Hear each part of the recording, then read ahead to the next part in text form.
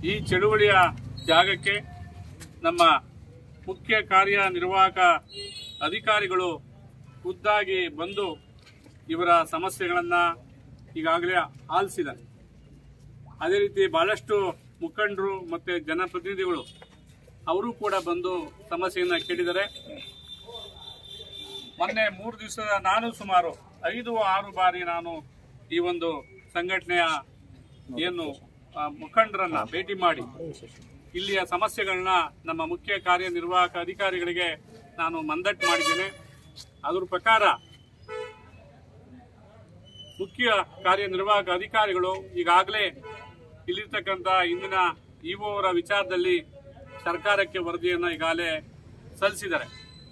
ಮುಂದುವರೆದು ಸಂಘಟನೆಯವರು ತಮ್ಮ ಪಾಂಪ್ಲೆಟ್ ಮೂಲಕ, ಬೇಡಿಕೆ ಮೂಲಕ ಬಹಳಷ್ಟು ಏನು ಈ ತಾಲೂಕಿನಲ್ಲಿ ವ್ಯತ್ಯಾಸಗಳಿದೆ, SC ST ಒಂದು ಜನಾಂಗದ ಹಣ ದುರುಪಯೋಗ ಆಗಿದೆ, ಮತ್ತೆ ಖಾತೆ ವಿಚಾರದಲ್ಲಿ ವ್ಯತ್ಯಾಸ ಆಗಿದೆ, ಮಾತನ್ನ ಇನ್ನಿತರ ವಿಚಾರಗಳನ್ನ ನಮ್ಮ ಗಮನಕ್ಕೆ ತಂದಿದ್ದಾರೆ. ಆ ವಿಚಾರವಾಗಿ ಈಗಾಗಲೇ ನಮ್ಮ CEO ಅವರು ಒಂದು ಜಿಲ್ಲಾ ಮಟ್ಟದಲ್ಲಿ ಉನ್ನತ ತನಿಖಾ ತಂಡವನ್ನು ಈಗಾಗಲೇ ನೇಮಕ ಮಾಡಿದ್ದಾರೆ. ಕಳೆದ 4-5 ದಿನದ ಹಿಂದೆನೇ ನೇಮಕ ಮಾಡಿದ್ದಾರೆ. ಈಗ ಆ ತಂಡ ಆಗಲೇ ಏನು ಈಗ ಆರೋಪ ಮಾಡಿರ್ತಕ್ಕಂಥ ವಿಷಯಗಳಲ್ಲಿ ದಾಖಲೆಗಳನ್ನು ಕಲೆ ಹಾಕ್ತಾ ಇದೆ. ನೇರವಾಗಿ ದಾಖಲೆಗಳನ್ನ ಕಲೆ ಹಾಕಿ ಅದು ಸಂಬಂಧಪಟ್ಟದಲ್ಲಿ ಎಲ್ಲಿ ವ್ಯತ್ಯಾಸ, ಯಾಕೆಂದ್ರೆ ಸುಮಾರು ಇಲ್ಲಿ 30 ಗ್ರಾಮ ಪಂಚಾಯಿತಿ ಇದೆ, ಮತ್ತೆ ತಾಲೂಕ್ ಪಂಚಾಯಿತಿ ಮೇಲೂ ಕೂಡ ಆರೋಪ ಇದೆ. ಇವರ ಚಳುವಳಿಯಲ್ಲ ಒಂದು ಬೇಡಿಕೆ ಸಬ್ಜೆಕ್ಟ್ ನಲ್ಲಿ ಅದ್ರ ಪ್ರಕಾರ ಅವರು ನೋಡ್ಬೇಕಾಗುತ್ತೆ. ಆ ತಾಲೂಕ್ ಪಂಚಾಯಿತಿ ಜೊತೆಗೆ ಪಂಚಾಯಿತಿಯ ಎಲ್ಲಾ ದಾಖಲೆಗಳನ್ನ ಪರಿಶೀಲನೆ ಮಾಡ್ತಾರೆ. ಎಲ್ಲಿ ವ್ಯತ್ಯಾಸ ಆಗಿದೆ, ಸರ್ಕಾರದ ನಿರ್ದೇಶನ ಎಲ್ಲಿ ನಿಯಮ ಪಾಲನೆ ಆಗಿಲ್ಲ, ಆ ನಿಯಮ ಪಾಲನೆ ಆಗದೇ ಇದ್ದ ವಿಚಾರದಲ್ಲಿ ಅವರಿಗೆ ಯಾವ ರೀತಿ ಕ್ರಮ ವಹಿಸಬೇಕು ಅನ್ನೋದ್ರ ಬಗ್ಗೆ ನಮಗೆ CEO ಅವರಿಗೆ ಒಂದು ವರದಿಯನ್ನ ಕೊಡ್ತಾರೆ. ನಾವು ಒಂದು ಟೈಮ್ ಲೈನ್ ಅನ್ನ ಕೊಟ್ಟಿದ್ದೀವಿ ಈಗಾಗಲೇ. ಆ ಟೈಮ್ ಲೈನ್ ಅನ್ನು ಕೊಡ್ತಾರೆ ಅಥವಾ ಸಮಯ ಹಿಂದೆ ಮುಂದೆ ಆಗ್ತದೆ. ಯಾಕಂದ್ರೆ 30 ಪಂಚಾಯತಿನೂ ಕೂಡ ಅವರು ವೆರಿಫೈ ಮಾಡಬೇಕಾಗಿರ್ತದೆ. ಇಲ್ಲಿ ಯಾವುದೇ ಸಂದರ್ಭದಲ್ಲಿ ತಪ್ಪಿತಸ್ಥ ಅಧಿಕಾರಿಗಳ ವಿರುದ್ಧ ನಾವು ರಕ್ಷಣೆ ಮಾಡ್ತಕ್ಕಂಥ ಸಂದರ್ಭ ಬರೋದಿಲ್ಲ. ಕಾನೂನು ಅದರ ರೀತಿಯಲ್ಲಿ ಕ್ರಮ ತಗೊಳ್ತದೆ. ಈಗಾಗಲೇ ಈ ಎಲ್ಲ ವಿಚಾರಗಳು ಸರ್ಕಾರದ ಮಟ್ಟಕ್ಕೆ ಹೋಗಿ ಸರ್ಕಾರದ ಕಾರ್ಯದರ್ಶಿಗಳು ಕೂಡ ಇದಕ್ಕೆ ಏನು ಅಭಿವೃದ್ಧಿಗೆ ಹಿನ್ನಡೆ ಆಗೋದು ಬೇಡ ಈ ತಾಲೂಕಿನಲ್ಲಿ ಅಂತ ಹೇಳಿ ಅವರು ಕೂಡ ಡೈರೆಕ್ಷನ್ ಕೊಟ್ಟಿದ್ದಾರೆ. ಈ ಕ್ಷೇತ್ರದ ಶಾಸಕರು ಕೂಡ ಹಲವಾರು ಬಾರಿ ಮಾನ್ಯ CEO ಅವರನ್ನ ಭೇಟಿ ಮಾಡಿ ಈ ಸಮಸ್ಯೆನ ಆದಷ್ಟು ಬೇಗ ಬಗೆಹರಿಸಿ ಅನ್ನೋದ್ರ ಬಗ್ಗೆ ಅವರು ಕೂಡ ಕೋರಿದ್ದಾರೆ. ಮತ್ತೆ ಇಲ್ಲಿ ಸ್ಥಳದಲ್ಲೂ ಕೂಡ ಬಂದಿದ್ದಾರೆ ಅಂತ ನನಗೆ ಮಾಹಿತಿ ಕೂಡ ಗೊತ್ತಾಯಿತು. ಇದೆಲ್ಲರ ನಡುವೆ ಏನು ಇಲ್ಲಿಂದ ಈ ಪಂಚಾಯಿತಿ ಆವರಣದಲ್ಲಿ ನಡೀತಕ್ಕಂಥ ಈ ಒಂದು ಚಳುವಳಿ ಈ ದಿವಸ ಅವರ ಏನು ಆರೋಪ ಇದೆ, ಮುಖ್ಯ ಆರೋಪ, ಅದು ಬೇಡಿಕೆ ಏನಿದೆ, ಆ ಬೇಡಿಕೆ ಪ್ರಕಾರ ಮಾನ್ಯ CEO ಅವರು ಇಲ್ಲಿರ್ತಕ್ಕಂಥ EO ಅವ್ರನ್ನ ಏನು ಚಾರ್ಜ್ ಹಾಕಿದ್ರು ಆ ಚಾರ್ಜ್ ಅನ್ನ ರದ್ದುಪಡಿಸಿದ್ದಾರೆ.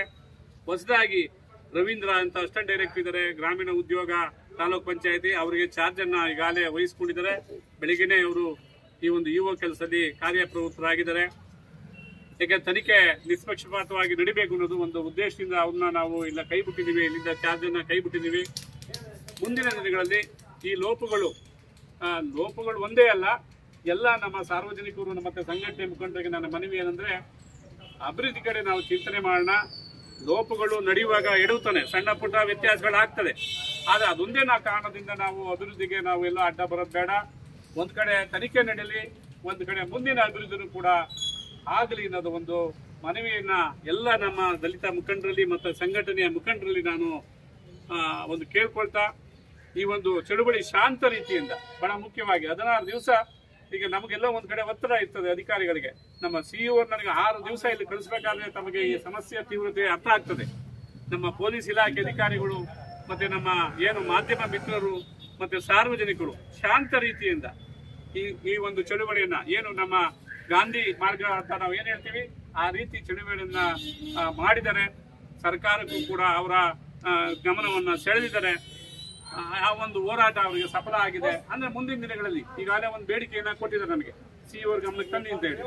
ಏನು ದಲಿತ ಸಂಘಟನೆಯ ಮುಖಂಡರ ಜೊತೆನಲ್ಲಿ ಒಂದು ಸಭೆಯನ್ನ CEO ಅವರ ನೇತೃತ್ವದಲ್ಲಿ ನಡೆಸಬೇಕು ಮತ್ತು ತನಿಖಾದ ಪ್ರಗತಿಯನ್ನು ನಮಗೆ ಮಾಹಿತಿ ನೀಡಬೇಕು.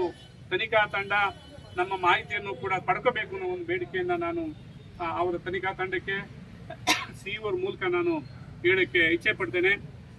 ಮುಂದಿನ ದಿನಗಳಲ್ಲಿ ಇದಕ್ಕೆಲ್ಲವೂ ಕೂಡ ಒಂದು ಮಂಗಳ ಆಡೋಣ, ಅಭಿವೃದ್ಧಿ ಕಡೆ ನಾವು ಚಿಂತೆ ಮಾಡೋಣ ಅಂತ ಹೇಳಿ ಇವತ್ತು ನಾವು ಸಿಇಒ ಪರವಾಗಿ ಸರ್ಕಾರದ ಪರವಾಗಿ ಈ ಚಳುವಳಿಯನ್ನ ಕೈ ಬಿಡಬೇಕು ಅಂತ ಎಲ್ಲರಲ್ಲಿ ನಾನು ಮನವಿಯನ್ನ ಮಾಡ್ತೇನೆ.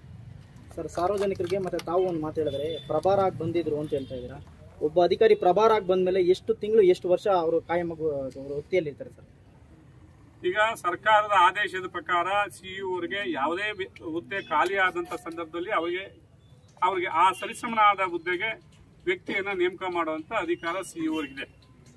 ಈ ವಿಚಾರದಲ್ಲಿ ಇಂದಿನ ಸಿಇಒರು ಒಂದು ಆದೇಶ ಮಾಡಿ ನಾವು ನಮ್ಮ ಅಧಿಕಾರಿ ವ್ಯಾಪ್ತಿಯಲ್ಲಿ ಇಂಥ ಒಬ್ಬ ಅಧಿಕಾರಿಯನ್ನ ಚಾರ್ಜ್ ನಲ್ಲಿ ಇಟ್ಟಿದ್ದೀವಿ, ಮತ್ತೊಬ್ಬ ಅಧಿಕಾರಿಯನ್ನ ನಾವು ನೇಮಕ ಮಾಡಲಿಕ್ಕೆ ಅಥವಾ ಬೇರೊಬ್ಬ ಅಧಿಕಾರಿಯನ್ನ ನೀವು ಇಲ್ಲಿ ನೇಮಕ ಮಾಡಿ ಅಂತ ಸರ್ಕಾರಕ್ಕೆ ಪತ್ರವನ್ನು ಕೂಡ ಬರೆದಿದ್ದಾರೆ. ಇಂದಿನ ಸಿಇಒರು ಕೂಡ ಬರೆದಿದ್ದಾರೆ.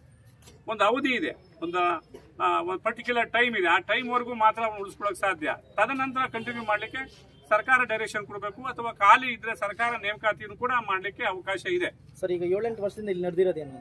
ಈಗ ಇದೇ ಏನಾಗಿದೆ, ಅವರೇ ಚಾರ್ಜ್ ಅಲ್ಲಿ ಕಂಟಿನ್ಯೂ ಆಗಿದ್ರು. ಎಲ್ಲ ಒಂದ್ ಕಡೆ ಸರ್ಕಾರದ ನೇಮಕಾತಿ ಆಗ್ಲಿಲ್ಲ. ನಾವು ಕೂಡ ಈಗ ನೇಮಕಾತಿ ಹೊಸಬ್ರನ್ನ ಕೊಡಿ, ಇಲ್ಲಿಗೆ ಮತ್ತೊಬ್ರು ನೇಮಕ ಮಾಡಿ ಅಂತ ನಾವು ಕೋರ್ತಾ ಇದೀವಿ ಸರ್ಕಾರವನ್ನ. ಈಗಾಗಲೇ ಪತ್ರದ ಮೂಲಕ ತಿಳಿಸಿದೀವಿ. ಸರ್ಕಾರ ಕೂಡ ಅದ್ರ ಬಗ್ಗೆ ಚಿಂತೆ ಮಾಡ್ತಾ ಇದೆ. ಬಹುಶಃ ಶೀಘ್ರವಾಗಿ ಹೊಸ ಇವುವನ್ನ ಇಲ್ಲಿಗೆ ನೇಮಕ ಮಾಡುವಂತ ಸಂಭವ ಇದೆ. ಅಲ್ಲಿವರೆಗೂ ಕೂಡ ಇವರು ಚಾರ್ಜ್ ಅಲ್ಲಿ ಕೆಲಸ ಮಾಡ್ತಾರೆ. ಸರ್, ಒಟ್ಟಾರೆಯಾಗಿ 16 ದಿವಸಗಳಿಂದ ನಿರಂತರವಾದ ಒಂದು ಹೋರಾಟವನ್ನು ಮಾಡಿದ್ದಾರೆ. ತಮ್ಮಗಳಿಗೂ ಒಂದು ಇವತ್ತು ಗೌರವ ಕೊಟ್ಟು ಹೋರಾಟವನ್ನು ಹಿಂಪಡೆಯೋದಕ್ಕೆ ಅವರು ಒಪ್ಕೊಂತ ಇದ್ದಾರೆ. ಅವರ ಸಂಪೂರ್ಣವಾದಂತಹ ಎಲ್ಲಾ ಬೇಡಿಕೆಗಳು ಈಡೇರ್ತವ. ಈಗ ನಾನು ಆಗಲೇ ತಮಗೆ ತಿಳಿಸಿದ್ದೀನಿ.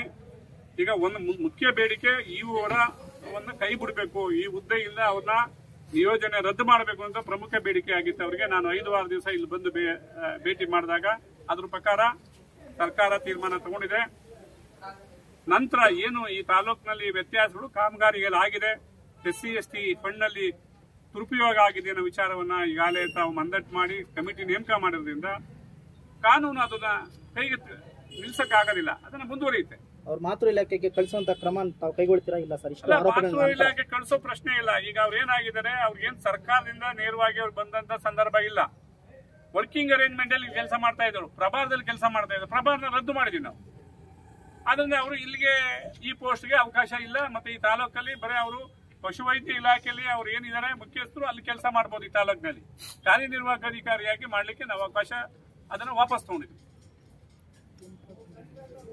ಕಾರ್ಯಾಚರಣೆ ಯಾವಾಗ ನಡೆಯುತ್ತೆ ಸರ್? ಈಗ ಆಲ್ರೆಡಿ 1 ವಾರ ಆಗಿದೆ. ತಂಡ ನೇಮಕ ಮಾಡಿ ಅವರು ದಾಖಲೆಗಳನ್ನ ಪರಿಶೀಲನೆ ಮಾಡ್ತಾ ಇದ್ದಾರೆ, ರಿಸೀವ್ ಮಾಡ್ಕೊಳ್ತಾ ಇದ್ದಾರೆ. ಈಗಾಗಲೇ ನಾನು ಈಗ ಚಾರ್ಜ್ ಇರ್ತಕ್ಕಂಥ ಇವರಿಗೆ ಗಮನಕ್ಕೆ ತಂದಿದ್ದೀನಿ. ಏನು ಅವ್ರು ಕೇಳ್ತಕ್ಕಂಥ ದಾಖಲೆಗಳನ್ನ ಇಮಿಡಿಯೇಟ್ ಆಗಿ ಕೊಡಬೇಕು ಅಂತ ಹೇಳಿ ಅವರು ಎಲ್ಲ ಡಾಕ್ಯುಮೆಂಟ್ ರೆಡಿ ಮಾಡ್ಕೊಂಡ್ಬಂದು ಅವರು ತನಿಖೆಯನ್ನ ಪ್ರಾರಂಭ ಮಾಡ್ತಾರೆ. ಸರ್, ತನಿಖಾ ತಂಡದಲ್ಲಿ ಹೋರಾಟಗಾರನ ಏನಾದ್ರು ತಗೊಳ್ತೀರಾ? ಈಗ ಇವ್ರೇನು ಹೋರಾಟಗಾರರ ಮನವಿಯ ಮೇರೆಗೆ ನಾವು ತನಿಖೆಯನ್ನ ನೇಮಕ ಮಾಡಿದೀವಿ. ಇವರೊಂದು ಪಾಂಪ್ಲೆಟ್ಸ್ ಅನ್ನ ಕೊಟ್ಟಿದ್ರು ನಮಗೆ, ಕರಪತ್ರವನ್ನ. ಆ ಕರಪತ್ರದಲ್ಲಿ ಕೆಲವೊಂದು ಪಾಯಿಂಟ್ಸ್ ಇತ್ತು. ಆ ಪಾಯಿಂಟ್ಸ್ ಅನ್ನೇ ಮೇಜರ್ ಆಗಿ ನಾವು ತನಿಖೆಯಲ್ಲಿ ಆ ತಂಡಕ್ಕೆ ಹೇಳಿದೀವಿ. ಇದನ್ನ ನೀವು ಪರಿಶೀಲನೆ ಮಾಡಿ ನಮಗೆ ತಕ್ಷಣ ವರದಿ ಕೊಡಬೇಕು, ಕೂಲಂಕುಷವಾಗಿ ತನಿಖೆ ಮಾಡಬೇಕು, ನಿಷ್ಪಕ್ಷವಾದ ತನಿಖೆ ಮಾಡಬೇಕು ಅನ್ನೋದು ಕೂಡ ಅವರಿಗೆ ಡೈರೆಕ್ಷನ್ ಈಗಾಗಲೇ ನಮ್ಮ ಸಿಇಒ ಕೊಟ್ಟಿದ್ದಾರೆ. ಸರ್, ತನಿಖಾ ತಂಡದಲ್ಲಿ ಯಾವೆಲ್ಲ ಅಧಿಕಾರಿಗಳಿರ್ಬೋದು ಸರ್? ನಮ್ಮಲ್ಲಿ ಜಿಲ್ಲಾ ಮಟ್ಟದ ಉನ್ನತ ನಮ್ಮ ಅಕೌಂಟ್ಸ್ ನೋಡ್ತಕ್ಕಂಥ ಒಬ್ಬ ಚೀಫ್ ಅಕೌಂಟ್ಸ್ ಆಫೀಸರ್ ಇದ್ದಾರೆ, ಚೀಫ್ ಪ್ಲಾನಿಂಗ್ ಆಫೀಸರ್ ಇದ್ದಾರೆ, ನಮ್ಮಲ್ಲಿ ಇರ್ತಕ್ಕಂಥ ಜಿಲ್ಲಾ ಪಂಚಾಯತ್ ಅಸಿಸ್ಟೆಂಟ್ ಸೆಕ್ರೆಟರಿ ಇದ್ದಾರೆ, ನಮ್ಮಲ್ಲಿ ನಮ್ಮ ಅಸಿಸ್ಟೆಂಟ್ ಅಕೌಂಟ್ಸ್ ಆಫೀಸರ್ ಇದ್ದಾರೆ. ಇನ್ನಿತರ ಈ ತರ ಸ್ಟಾಫ್ ಒಂದು 5 ಜನ ತಂಡವನ್ನ ನಮ್ಮ ನೇಮಕ ಮಾಡಿದ್ವಿ. ಅವರು ತನಿಖೆ ಮಾಡ್ತಾರೆ, ರೂಲ್ಸ್ ಪ್ರಕಾರ ಮಾಡ್ತಾರೆ.